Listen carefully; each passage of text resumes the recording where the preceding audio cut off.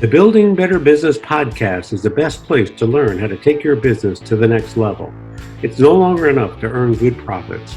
You need to develop a network of connections as well as use all types of marketing to your advantage that will put you over the edge. Hosted by me, Steve Eschbach, a financial executive with decades of experience in dealing with businesses and business people, we'll learn how this all comes together. Join me and my expert guests as we delve into the many facets of owning the business and how to become a good, caring business owner. Listen how making a difference in your community can attract all sorts of clientele, which in turn will build you a better business. Greetings of the day, my fellow listeners, and welcome to another edition of Building Better Businesses. I am your host.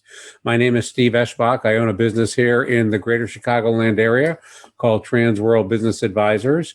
We are the largest business brokerage in the world, and we are the fastest growing business brokerage in the world as well. Our role is to assist business owners confidentially sell their businesses and match them up with qualified buyers. In addition to that, we also assist in a couple of other ways. Number one, if you're looking to expand via the franchise model, we have a sister company that can take care of that from beginning to end. And we also do franchise sales among other mergers and acquisitions activities. So that's enough about me. I'm delighted today to have Trevor Blake with us.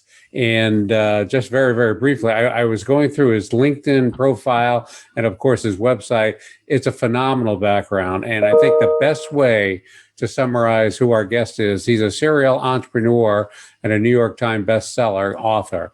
But above all that, he has started 3 businesses and sold those. He's got 3 in the works. I don't even know where to begin to describe who it is you are today, Trevor, because you've done so much and you're always seemingly moving. So I'm going to let you tell me who you are today, other than the serial entrepreneur, New York Times bestselling author. So tell me a little bit about who you are today. I'm glad to, Steve, and thanks for inviting me. So I think the outside world sees me as a serial entrepreneur for the reasons that you've just said. So I have built and sold 3 decent-sized companies for a combined value of about 300 million. I'm currently negotiating my 4th company, the exit of my 4th company, and that will be a high 9-figure deal. So that'll be my golden day, if you like, my golden egg. And I'm building 2 smaller companies. I'm sort of on this track because I had a corporate career and I got so frustrated in my corporate career with all the nonsense, all the corporate politics and meeting madness and all that kind of stuff. And eventually I think I just grew up and said, okay, I think there's a better way, a smarter way of running companies, and that's what I'm going to do. So I've structured all my companies with a virtual model. They've all been 100% hub models. And I've never hired another employee, if you can consider me an employee. So I've been a one-man band in all of those businesses. And so after selling my first company, I got addicted to it, really, I think. But I thought I'd take some time out, and I was pacing the kitchen floor for about 2 weeks, and my wife said, if you don't start something new, I'm going to kill you. So I thought I'd better start something new. So that's when I wrote my first book, 3 Simple Steps. And then that was so successful without any kind of budget behind it, that it inspired me to keep on going. So then I started my 2nd company, 3rd company, and then wrote my 2nd book. And the 2nd book is Secrets to a Successful Startup. And it's about that journey. It's about starting right. And being smart in your structure, making it possible for you to not to have to work 14-hour days, to structure your day so that you can get the right combination of productive periods and the relaxation periods where that magic happens, where you get those aha moments and all that kind of stuff. And that's kind of who I am. So I think when I started out, people thought it was a crazy idea, but I think technology has changed so much in the last 20 years. This has all been just the last 20 years. Technology has changed so much, and the way we do business has changed so much that I feel like I'm an idea whose time has come, really. I think after everybody going through COVID and so many people being pushed into working from home, people have seen that not everybody likes it, but I think majority of people think, this is much better than sitting in a boardroom, listening to the same person say the same thing 10 different ways. This is a cool way of doing things. So there's a great interest in starting companies, but the challenge is starting right. Because if you do it the way you've been trained in the corporate world, it's not going to work anymore. And that's kind of who I am. So I want to take a rewind, if I could, down memory lane here. And you have a phenomenal story about your experience with your mother. And I hope you don't mind sharing that with us, because I think that was the inspiration to where you are. Normally, I ask my guests, tell me a little bit about your childhood and how your parents and your other family members influenced you. And first and foremost, you talk about your mother, but Tell me a little bit about your childhood. Before you were 9 and wrote your first screenplay that got rejected, before you proposed to Petra, and that's what you can talk about that if you want, but you were very, very motivated at age 9 to write a screenplay that failed, and it didn't stop you. But even before that, tell us a little bit about your childhood, your upbringing, and how it got to you being where you are today. Well, I grew up, I'll say poor because, I didn't realize we were poor when I was a kid, but now that I'm old enough to look back and say, yes, we were pretty poor. So I grew up in Liverpool in a sort of concrete jungle. My father was unemployed my whole life and somewhat unemployable, I have to say. And we were evicted from a flat or an apartment above a shop where we were living when I was 7. And we escaped the bailiffs and ended up in the countryside. And, in those days, I'm talking in the late 60s now, you could drive 60 miles in the UK and hide. The bailiffs aren't going to find you. And so we ended up, my youth was in a broken down farmhouse, which I thought was magical. It was like Chronicles of Narnia. But at the same time, unfortunately, my mum was diagnosed with breast cancer in the days when that was a certain, death sentence. That's obviously that, and thankfully that's not the case these days. And so she was given 6 months to live, and we didn't have a vehicle. And so I was with her when she went to the hospital appointment where they made that, definitive prognosis for her. And I will never forget it. It stuck with me my whole life. And every time I find myself knocked back in business or something else, I always have this image in my head. I remember her leaning forward in the chair, because in those days, doctor on one side, patient on the other, And she leant forward and she said, "Young man, I'll decide when I'm going to die, not you." And she fought against that prognosis from my age of 7 till when I was 22. And she was determined. I saw her one time, looking through a window, looking up at the sky. She wasn't a religious woman, but she did believe in God. And she said to God, "I'll come when I'm ready, and I won't be coming until my 3 kids are grown up and are all safe." And I was the last to leave home. And she was a woman of her word. But it was the look in her eyes I always remember. It was that look of indefatigable. She meant every word of it, every moment of it. And so throughout my life, whenever I've come up against when investors say your idea is crazy or this is impossible or you'll never get that much money for that company and stuff like that, that's what I remember. I make those decisions, not other people. So going back then, and it sounds like you were motivated to be kind of your one-man band, if you will, and be determined to get to where you are. What were your interests as a child and how have they changed? I'm looking at your LinkedIn profile. Everything is founder, CEO, founder, CEO, founder, CEO. And like you said, you started 3 and sold those. You got 3 more in the works. What were your interests back when you were a child? Was it mechanics, accounting, just business in general? No, not business at all, Steve, because one of the things about being poor is you don't get to travel. And yet I used to see all these travel magazines at the time. These are in the days when there was no online, so you couldn't book a holiday online. And so all the shops had these incredibly exciting, colorful travel magazines with beautiful pictures of islands and all that sort of thing. And so I wanted a life of adventure. So actually, the only way for me to get a life of adventure was to join the Royal Navy. So I decided I was going to be an officer in the Royal Navy. But coming from my background, everybody, including the school counselor, including my father, including all my relatives, they just laughed at me because nobody from my side of the tracks gets to be an officer in the Royal Navy, not in those days when it was very elitist. And but I made it. And so the good thing that happened to me was getting bullied, because to run away from the bullies, I hid in the town library. And because I was hiding in the town library, I started reading biographies, and I realized that history has thousands of people who feel as low as I feel at this point in time, and they found a way out. And that's basically what 3 Simple Steps, my book, is about. It's the 3 main attitudes and behaviors that I observed in the biographies of all those amazing men and women through history.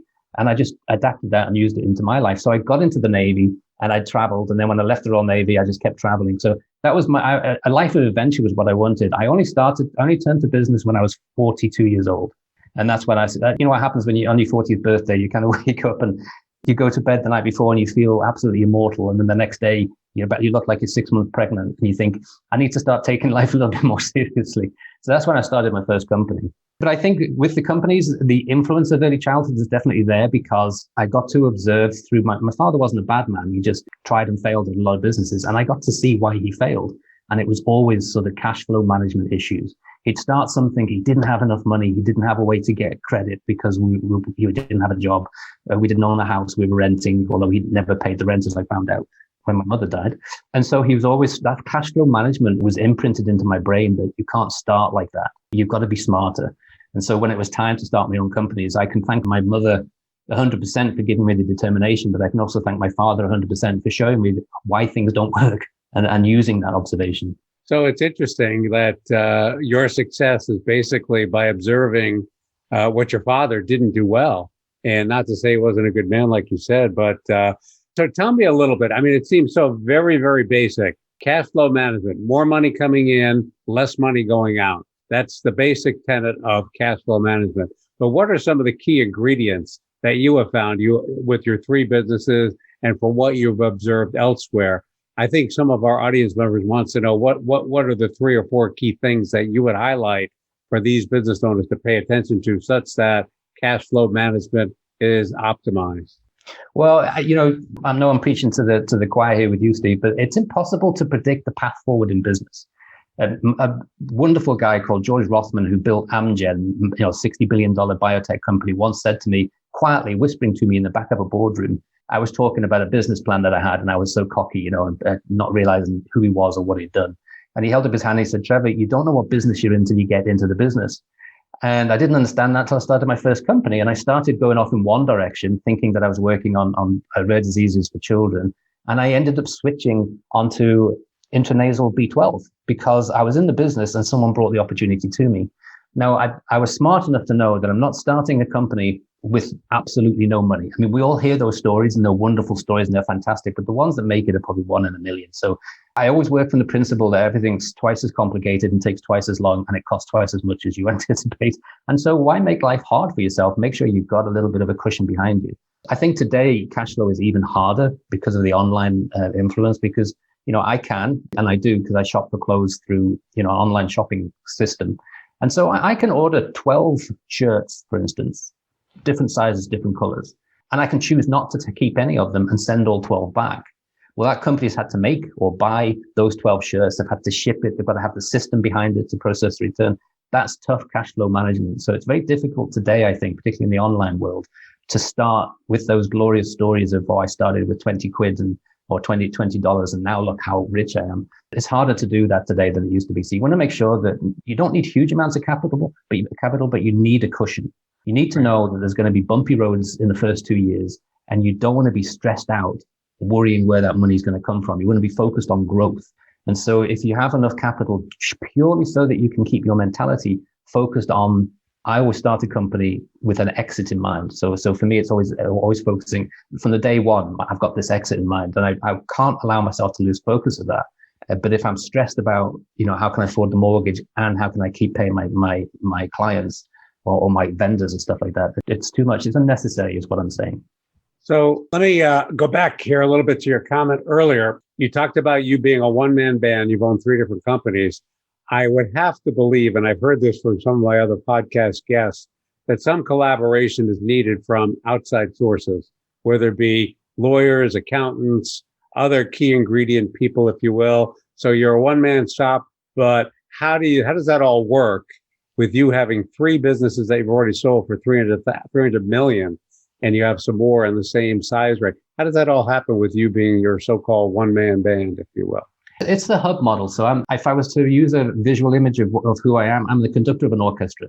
I can't play a single instrument as well as anybody else in the orchestra, but I can understand harmony and I can conduct it so I get harmony out of it. And that's what I do with the vendors. So selecting the right vendors is really important. Some work for an hour a week for my companies. Some work 2 days a week. And it's putting those teams together. But in order to make that hub model work, I have had to change my management style from the one that I was trained to be in the corporate world, because I've worked in the corporate hierarchy with all the layers of management, and you're always trying to impress your boss and you're always trying to show how important you are to the people you're responsible for. And all of that goes when you're in the business by yourself. There's no place for it. And so I've changed my management style from one of a supervisory style to one of trust. Because the clients and the vendors and the consultants and all the people who work as my orchestra, if you like, they know what they're doing. They know how to play their instruments, and they don't need me sitting on their shoulder telling them how to press the buttons, and so or pluck the strings or anything. And so I've had to learn to back off from my previous style of being a supervisor and wanting updates and having meetings and all this nonsense.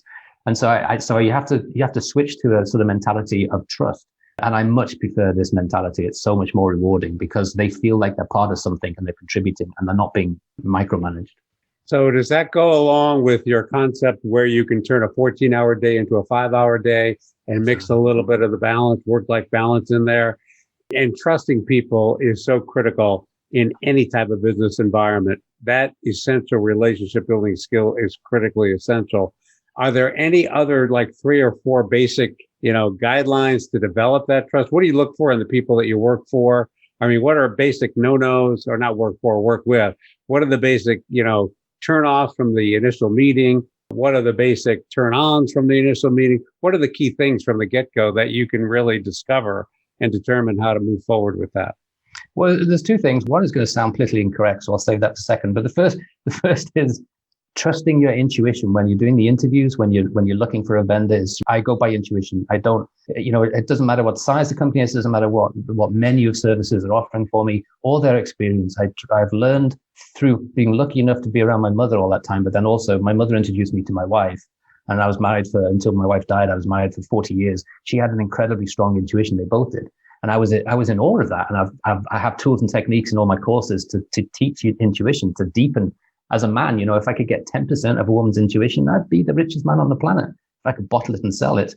So intuition is really important and more important than negotiating the right price and all this. Get the best vendor. Don't try and get the best price at the beginning. That'll help out immeasurably. And then the second thing is, and this is the politically incorrect thing, but it's something that I've applied in my life, my whole life. And that is that the business world has, and still is, but not as much, thank goodness, is male dominated. But I have found the most pleasurable working environments to be where the male and female energies are pretty much matched. And so my sales and marketing teams in the corporate world, the most successful ones that I had or managed were always sort of half female, half male. And so we had this great balance between not overanalyzing and then also having those aha moments that the female energy has. And it's not a gender comment or a sex comment or anything like that. I really did feel it worked in harmony. And so when I'm choosing vendors, when the vendor is led by a female CEO, I smile inwardly. I know that this is going to go well. And one of the reasons is that I find that all the BS is removed when a company is run by a female CEO or female leader. And so I try to get that balance in the business. And I know we're not supposed to talk about these things, and we're supposed to hire the best and not necessarily think of anyone's gender.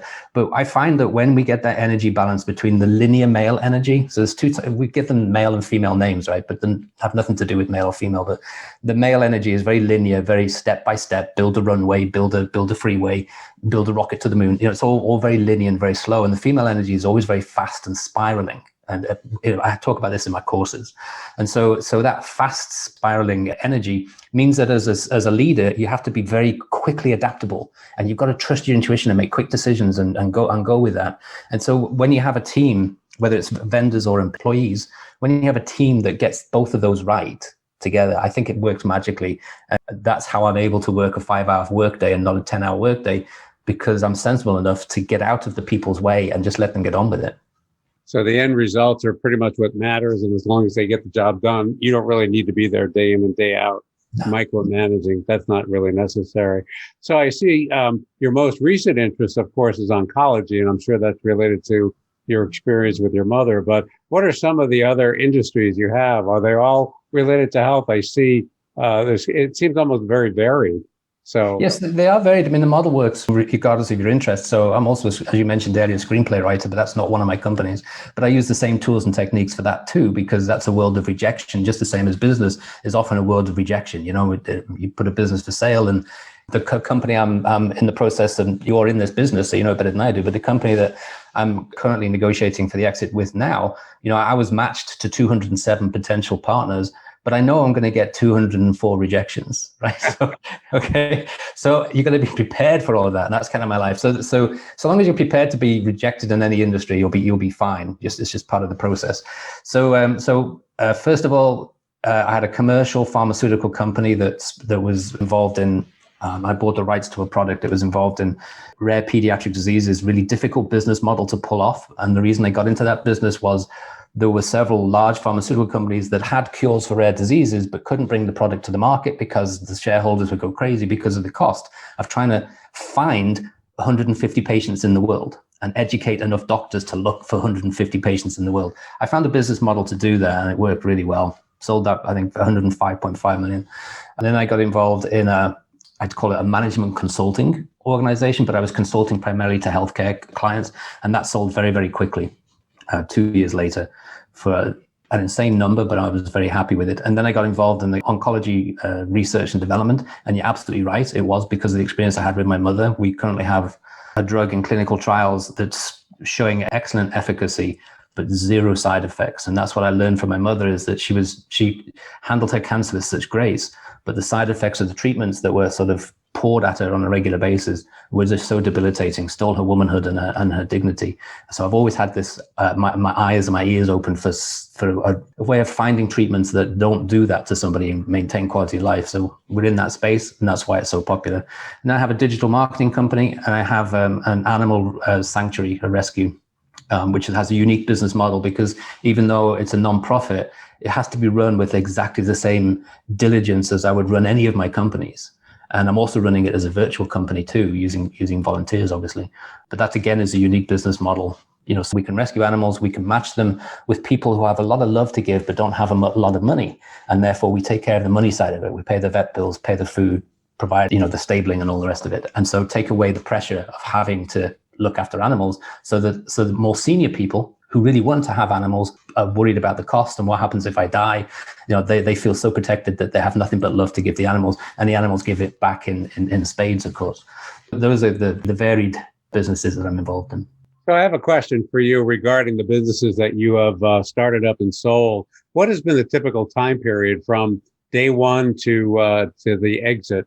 Are they typically the same, or is it varied by wide margins? What would that be? Again, there's a certain point in time when I realized that this company has so much potential that I'm holding it back. So I know from the day I start to the day it gets to some point, I'm the best person for this company with this model in this time. And it gets to a point where I feel, okay, my baby needs to graduate. It needs to go into the hands of a company. So I think this one-man band model, this hub model, works up to a certain size. And I can't give you a number or anything, but it's a feeling. That's what I'm feeling right now. That's why I'm negotiating the exit of this company. The potential is so huge for this product, this treatment, that it needs to be in the hands of a big pharmaceutical company, not in little Trevor Blake's hands. So it's always feeling. So the first one was 6 years. So that was Qual Medical. So I started out with a few $100s, learned that lesson that that's not enough, and didn't make that mistake twice. That's part of life, isn't it? Don't make the same mistake twice. And then the second one was 2 years, just under 2 years, and was just a phenomenal success. And this one that I'm selling right now, I actually started this one alongside the other three back in 2005. I realized that one of the challenges with drug development is that companies don't give their scientists enough time to develop anything because it's so much pressure. So if you don't hit an endpoint in 2 years, the project's gone and it's on to the next project and the next project. Whereas I felt really strongly about this particular know-how and that we could have time. So we actually spent 7 years developing this one thing. And so I was feeding it funds from my other companies. And then when it was time, I've grown it now into a serious company. But now it's my baby and it's got to graduate. It's very interesting, the comments you make there. And the key takeaways I take from my conversation with you today is that a lot of what you base your decisions on are intuition. It's how comfortable you are with people. I do mergers and acquisitions, and so do 500 of my colleagues at Transworld. And we basically think it's a numbers game. It's, finance and accounting, mathematical valuations, but there is a huge emotional and a huge, I don't know what the word is, like a fit. It's a collaborative fit that also plays a huge part in when the time is right to move on to the next level. For you, it's build them up to a certain level and then move them on, right? I think that's how you've been doing your businesses up to now. Is that right? It is. But I think the business model helps me do that too, because there's no one to talk me out of it. And I don't have responsibility for other people's livelihood. So it's a much easier decision to say, it's time for me to sell. It's my decision. The due diligence process is hilarious because it's with a big company. They have 70 people who are doing due diligence on a company that has nobody. And so, one day I get a phone call and I'm vice president of manufacturing. And the next day I'm a VP finance or something like that, or CFO or something. So it's a bit farcical at times, but that's basically it. It's much easier to make a decision to sell a company when you're the only one that's going to either enjoy the benefit or suffer the consequences. Is there ever a time when you need to bounce an idea off of someone? And if that happens, who do you call? Who do you go to? Until December, it was my wife with her intuition. So I never made big decisions without saying, what do you think of this? And she never knew what I was doing with my 5 hours a day. She never asked me about business. And so I'd say, I'm talking to this company, and she'd either say, ooh, no, doesn't feel good. Or I was thinking of hiring this guy, and she'd say, nah, he's bad news, you don't want to. And the 2 times in my life when I've gone against it or went against her intuition, it really hurt me financially and emotionally. And so I learned my lesson, thank goodness. Now that she's not with me, it's harder, but I've worked on my tools and techniques. People go to trevorgblake.com. You can easily read what those tools and techniques are on deepening my own intuition. So I have a lot more confidence in not having a need to go to the kitchen and say, Lynn, what do you think of this? So that's helped. But if I could, if I would willingly give every single cent of everything that's come my way to have the opportunity to go to the kitchen and say to Lynn, what do you think of this? But unfortunately, I can't do that.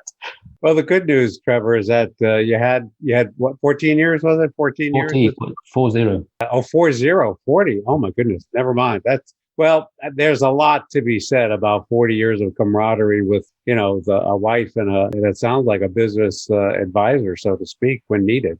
And after 40 years of, I think, give and take with her, I think you've probably got enough inside of you to continue on. So I think so. So we're about at the end of our time, Trevor. Is there anything in our Q's and A's that we talked about here that we haven't covered that you want our audience to know about? It's a fascinating story, and one of the few people that I've talked with that really puts a lot of emphasis on intuition and gut. So anything else you want to tell our audience? I do think the reason I'm doing what I'm doing now, because obviously I don't need to do it, but the reason I'm doing it is I do think that this is a remarkable time. I think history will show that there's never been a better time to reinvent yourself and start your own thing and achieve rapid financial independence. The days of having to start local and then go regional, then go national, those days are gone. You can Zoom there's all kinds of stories. Obviously, you don't have to search very hard on the internet to get great business stories these days. But I don't want people to miss this opportunity. I think it's unique in time. It's almost like the beginning of the Industrial Revolution in 1740. It feels like that. Everything's disrupting, everything's changing. And if you're willing to change with it, the opportunities will be tremendous. So that's why TrevorGblake.com exists. And I encourage people to go to TrevorGblake.com and just drop in the rabbit hole and see where it leads. Yeah, and that's how we can find out more about you. One last question is, has this pandemic changed anything about your attitude or your philosophy of your hub way of doing things? Has anything changed because of the past 12 to 18 months? Not at all. In fact, it's given me more enthusiasm and motivation to share the message that there's a different way of doing things, because nothing changed for me. I actually feel a little guilty saying that sometimes, because for a lot of my family and friends, things changed dramatically, but we continued and basically got stronger, and then come out of this realizing that we are the idea whose time has come. Well, good for you. That's a great story. Thank you so much for sharing. Any other, you mentioned TrevorBlake.com is your website. That's basically where they can go to find out more about you and what you're doing, right? Yeah, it's Trevor G. Blake. Don't forget the G. So it's Trevor G. Blake. It's G for George. It's TrevorGblake.com, and you can find out about anything. And there's a free download too, a no strings attached free download of the practical magic of the 5-hour workday. And if nothing else, that's going to change the way you think about things. Well, that's so good. Thank you so much, Trevor. I appreciate your time. I appreciate you sharing the insights. Audience, I thank you once again for listening to another edition of Building Better Businesses, and stay tuned. There'll be more, and Trevor will be back, I guarantee you, because he's got to sell that other business, and we got to find out what else he's going to go to next after that. So thanks again. Take care. Thank you, Steve.